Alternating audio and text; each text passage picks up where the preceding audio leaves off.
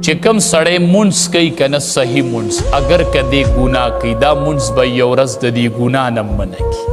دا مونځ به د ګناه نه منع کي ځکه قرآن کې الله وایي ان الصلاة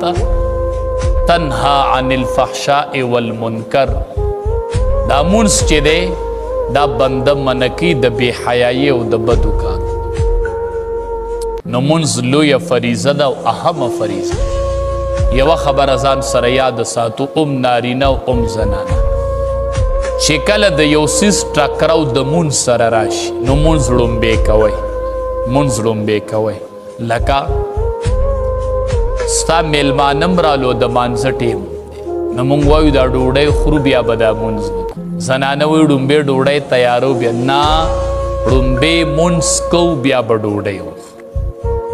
پلانکی کار باندې زما نه ړومبې مونځ کوو بیا به سفر شروع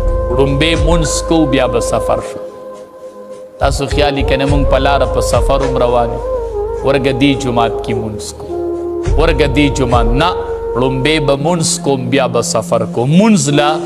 نیټې وټې مه ورکوئ په ټولو عملونو کې الله ته خوښ عمل کم یو دی ما ته وښیه ټولو عملونو کې خوښ عمل الله ته څه دی د دواړو جهانو سردار ړومبۍ کلمه د خولې نه ووتله الصلاة علی وقتها په خپل وخت باندې مونځ کول په ټولو عملونو کې الله ته دا خوښ عمل دی مونځ په خپل وخت کول الصلاة علی وقتها مونځ په خپل وخت کول په ټولو عملونو کې الله ته دا وخت وی دا الله حبیب بیا پسې الله ته کم خوښ دی نبی علیہ السلام ورته وفرمیل د مور او پلار سره احسان د مور او پلار سره ښه سلوک فرض مونځ په خپل ټیم کول او د والدینو احترام کول د مور او پلار سره نیکی کول د مور او پلار سره ډیره ګزاره ډیر احسان ورسره کوئ